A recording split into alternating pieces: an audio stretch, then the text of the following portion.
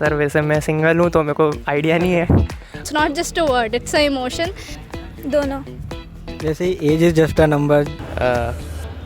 आजकल जो वर्ल्ड चल रहा है वो ब्रदरहुड का है, मतलब दोनों ही आपकी मारते हैं बहुत जोर से। ये पैसा। Hello guys, my name is Hiba Khan. Samarth Mishra, Vanshika Shah. Aarush Sharma, electrical engineering first year.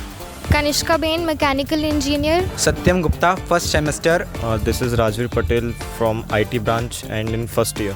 Hello people, my name is Umaima. I'm from first semester mechanical engineering. Devanshu Jaiswal, first semester mechanical engineering. Ansh Singh Parihar. Aryan Shah, first semester mechanical engineering. My name is Soham Gurjar, information technology engineering and first year.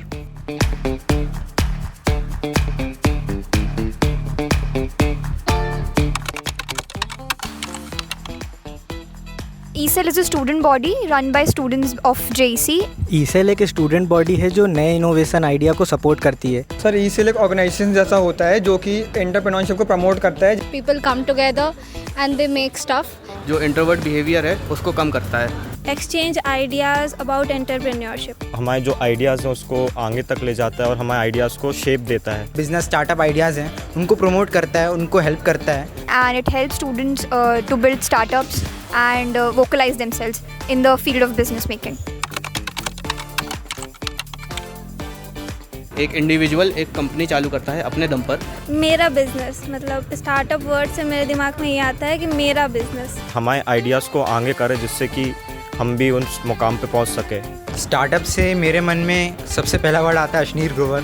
तो आपके बच्चे की तरह हो सकता है कि लोग बहुत कनेक्ट हो जाते हैं अपने। It's a emotion, it's not just a word, it's a emotion. अपने को एक सक्सेस आगे दिख रही हो, कुछ भी जो आगे पॉजिटिव रहे। जहाँ मैं हूँ, मैं ओनर हूँ, मेरे लोग हैं, भरोसेमंद लोग हैं, टीम वर्क है, जहाँ मैं काम कर रही हूँ और मैं उस काम से बोर नहीं हो रही हूँ। I am enjoying that work. अपने आइडियाज़ को रियलिटी में कन्वर्ट करना, छोटी छोटी प्रॉब्लम को सॉल्व करना, एक खुद का कुछ नया यूनिक ऐप या कोई भी चीज़ बनाना जो आपको मदद करे। अकॉर्डिंग टू मी स्टार्टअप का मतलब हम रिलेट कर सकते हैं इनोवेशन से, क्रिएशन से, न्यू आइडिया से, जिससे हम अपने प्रॉब्लम्स रिजॉल्व कर सकते हैं। Startup is nurturing something, like creating something of your own, nurturing something from the very start, from the very beginning.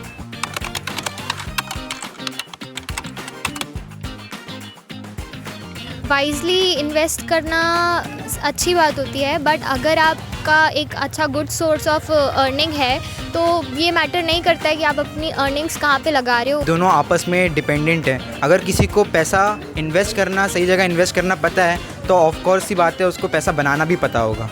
I think there are 2 stages। पहला, जब आपके पास पैसे नहीं है तब पैसे बनाने में पैसे वाइजली स्पेंड करना ज़रूरी है। And once you have attend that stage जहाँ आपके पास बहुत पैसे हो, तब आप कैसे भी स्पेंड करें, इट्स ओके। पैसों को स्पेंड करना ज़्यादा मुश्किल है, वाइजली स्पेंड करना ज़्यादा मुश्किल रहता है। कमाना तो हो भी जाता है, बट पैसे कहाँ कहाँ लगाने हैं, कितने लगाने हैं, ये थोड़ा हार्ड रहता है। पैसे वाइजली इन्वेस्ट करना ज़्यादा इम्पॉर्टेंट है क्योंकि फंडिंग हम कैसे भी करके ले सकते हैं। आई थिंक पैसा कमाना ज़्यादा ईजियर होता है देन स्पेंडिंग, बिकॉज पैसा तो हम सब कमा सकते हैं। Everybody knows how to earn money if you know how to move our hands. Wisely खर्च करना पड़ता है। कमाने को तो जॉब वगैरह भी होती हैं, स्टार्टअप्स रहते हैं, वो उससे अपन कमा भी सकते हैं, पर खर्च करना बहुत मुश्किल रहता है। और ऐसा मेरे हिसाब से वाइजली खर्च करना ज़्यादा टफ है क्योंकि लोग फालतू खर्चे बहुत करते हैं, मतलब बेफालतू चीज़ें बहुत खरीदते हैं आजकल लोग। दोनों। एक्चुअली पैसे बनाना हार्ड होता है एक्चुअली, बिकॉज आपके पास बहुत सारे लोग आपसे इन्फ्लुएंस नहीं होते या फिर आपके आइडियाज़ से सपोर्ट नहीं करते हैं। सो मेनली पैसे अर्न करना मुश्किल होता है एंड गंवाना तो सबको आता है। मुश्किल नहीं रहता जितना खर्च करना रहता है, क्योंकि खर्च में आपको देखना पड़ता है आप फालतू खर्च नहीं कर दे रहे हैं या कहीं इन्वेस्ट करें सही जगह जिससे आपको सही रिटर्न मिले, ROI अच्छा मिले।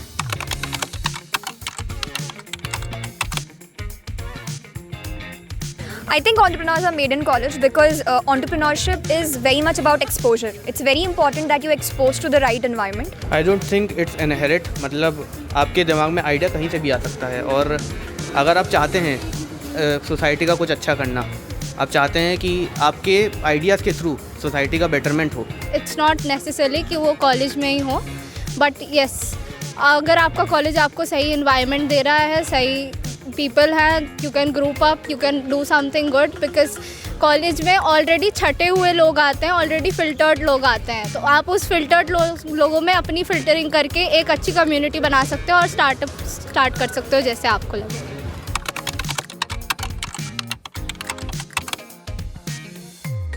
There is no age limit. You just need to have the idea and the required resources. Basically वो एज पे डिपेंड नहीं करता, किसी को जल्दी आइडियाज़ आ जाते हैं, कुछ को स्प्रिंग साथ आइडियाज़ आते हैं कि इस पे मैं कर सकता हूँ स्टार्टअप, मैं इससे मैं अर्न कर सकता हूँ। तो ऐसा कोई स्पेसिफिक एज वो नहीं होना चाहिए स्टार्टअप को लेके, आपको जब आइडिया उसको तब आप इम्प्लीमेंट कर सकते हो। You know, there's a Japanese saying that if you get on the wrong train, so you should get over the train on the nearest station, so that आपको ज़्यादा नुकसान ना हो। तो सेम अगर हम एक अर्ली एज में स्टार्ट करेंगे और अगर हमें थोड़ा कुछ लॉस होता भी है तो हम जल्दी रिकवर कर पाएंगे। जैसे age is just a number, 14 year का चाइल्ड भी कर देता है स्टार्टअप, और कभी कभार KFC 70 प्लस में जाके भी अपना खोल लेता है खुद का, तो कभी भी सक्सेस हो सकते हैं। आपके पास अपना एक आइडिया है और आपको पता है उससे आपको प्रॉफिट मिलेगा, तो आपको वो चालू करना चाहिए। एज से ज़्यादा इम्पॉर्टेंट है आपका ग्रुप कैसा है, आप कैसे लोगों के बीच में रहते हो। अगर जो लोग आपको इंस्पायर कर रहे हैं, नए नए आइडियाज़, आप अगर कोई आइडिया देते हो तो उसको प्रमोट कर रहे हैं, ये नहीं कि आप कोई डिमोट करने में लगे हुए हैं। I believe there is no age for entrepreneurship. I myself started earning when I was 13 by making video edits for people. So I got that exposure to money and managing it at a very young age. And at this point of my life, I am doing much better, and I have much experience than anybody, like generally speaking. Business हर कोई कर रहा है। आज 12 साल का कोई लड़की अपना बेकरी खोल रही है, या कोई फ्लावर्स का, कार्ड डेकोरेशन का, सबका एक बिज़नेस चल रहा है। अगर आपके पास एक अच्छा आइडिया है, आपके पास फंडिंग है, आपके पास सपोर्ट है, तो आप कभी भी स्टार्ट कर सकते हो।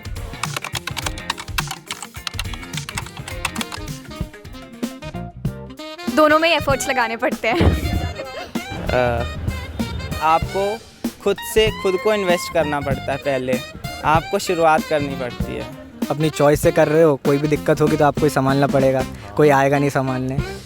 दोनों में सिमिलरिटी, पेरेंट्स नहीं मानते पहली बात तो। सर वैसे मैं सिंगल हूँ तो मेरे को आइडिया नहीं है।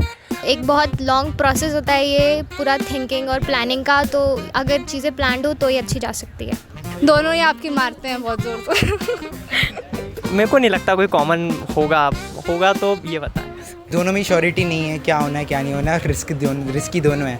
Patience and commitment.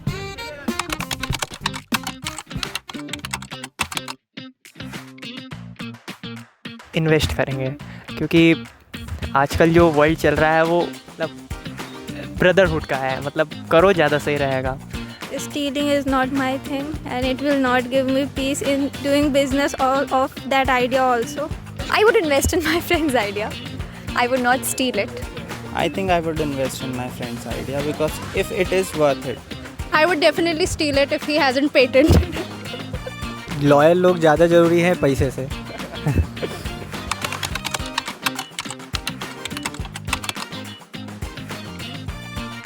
अगर 1000 रुपये कुछ ज़्यादा बड़ी अमाउंट है, मतलब अगर है तो मैं इन्वेस्ट ही करूँगा। अगर मैं सच बोलूँ तो मैं बहुत इनडिसाइसिव हूँ, मैं बिल्कुल वो खर्च नहीं कर पाऊँगी।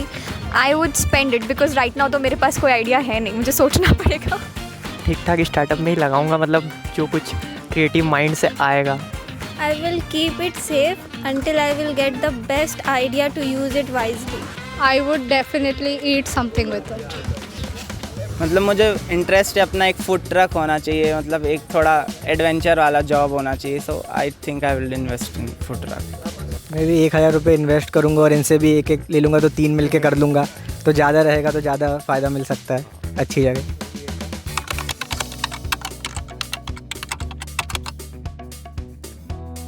तू किसी किराने की दुकान में जाएगा तो ये पेन 10 रुपये का मिलेगा, तू घर लाएगा, और अगर तू चाहे, अगर तेरे पास स्किल्स हैं तो तू वो पेन अपने दोस्त को 20 रुपये में बेच सकता है। एंटरप्रेन्योरशिप 5 साल के बच्चे को, एंटरप्रेन्योरशिप मतलब पब्लिक की नीड्स को देख के उनको फुलफिल करना। किसी चीज़ के लिए कुछ काम कर रहा है, you can charge for it. तो उसको तो मालूम नहीं है मनी है क्या, वो तो चिप्स कुरकुरे देख के ही समझ जाता है बस यही अच्छी चीज़ है। I'll explain it कि तुमने 5 ट्रॉफी खरीदी एंड देन तुमने जाके अपने 4 फ्रेंड्स को बांट दी, लाइक बेच दी इनफैक्ट, तो that is entrepreneurship.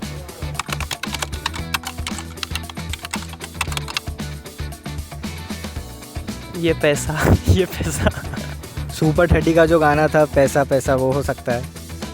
Millionaire by Honey Singh, millionaire by Honey Singh.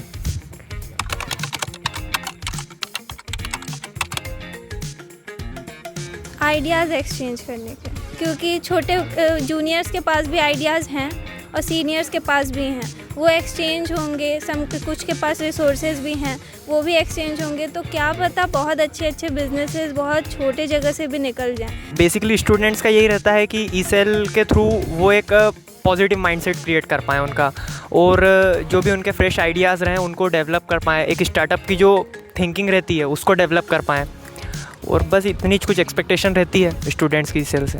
Communication skills के लिए ई-सेल मतलब जैसे हम कम्युनिकेट कम कर पाते हैं क्लास में, जैसे क्लास के बच्चों से ही कम्युनिकेट कर पाते हैं, तो दूसरे भी जो ब्रांच के बच्चे हैं उनसे भी कम्युनिकेट कर सकें, उनके भी आइडियाज़ जान सकें, और 2-3 आइडियाज़ मिला के भी एक अच्छा बड़ा स्टार्टअप बना सकते हैं।